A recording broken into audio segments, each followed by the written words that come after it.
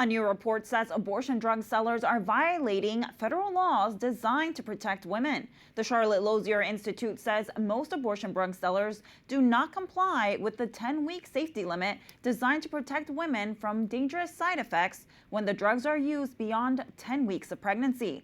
The group also says more than half a dozen abortion businesses are selling deadly abortion drugs in pro-life states that have outlawed the drugs. Charlotte Lozier found nearly a dozen businesses send abortion drugs after 10 weeks of pregnancy, flouting FDA rules put in place to protect women from potential harm. Plus, it says there are more than 24 websites selling unapproved and misbranded abortion drugs to women even after the FDA sent letters in 2019 asking them to stop. Lastly, the report alleges that many abortion drug sellers, quote, do not provide the type of oversight typically associated with telemedicine or even telehealth services. For more, we turn to Dr. Ingrid Skop, Vice President and Director of Medical Affairs for Charlotte Lozier Institute. Dr. Skop, what stood out the most to you in this study? Thanks, Abigail. It's great to be with you. And this report confirmed what so many of us have been worried about. And those of us caring for women who are injured on the ground know that this is happening. As you mentioned, many of these abortion drug dealers will brazenly report that they will mail them into pro-life states. They're not even worried that the FDA is going to crack down on them because clearly they've been allowed to operate with impunity. So many of them are going past the FDA's 10-week gestational age limit. So they're going outside of FDA regulations. And of course, they fail more frequently at higher gestational ages.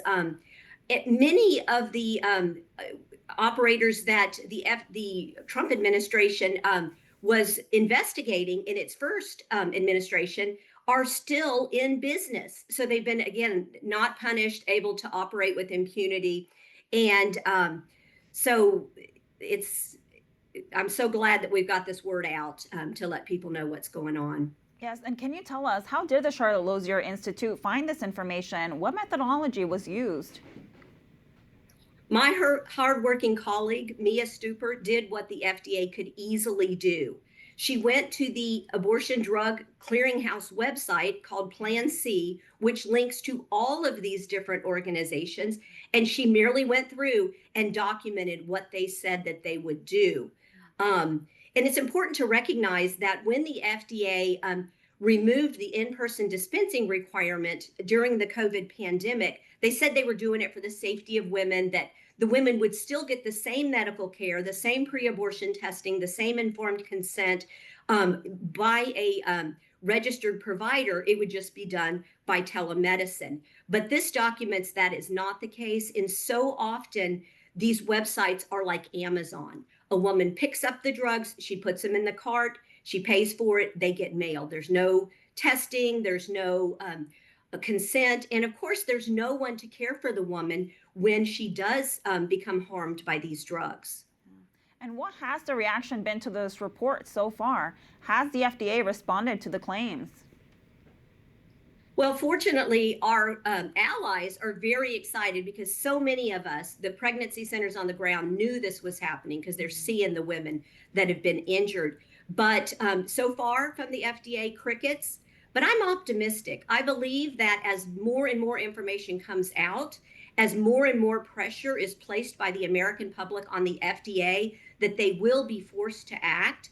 So I think that will be the benefit of this information coming out, is that it will put pressure on the FDA. That's great. And you touched on this a little bit, but is there anything else that you would like to see come out of this report? Well, the FDA needs to be held accountable. Their job is to protect the American public from dangerous drugs. And so they have allowed these drugs in very dangerous situations.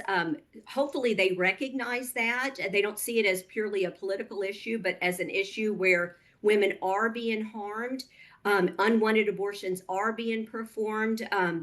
And so the FDA needs to do its job. It needs to put safeguards back on the drugs. And this needs to start, now that the pandemic is long over, with requiring a woman to look a doctor in the eye in person pre-abortion testing to be done to determine if she's even a candidate for these drugs.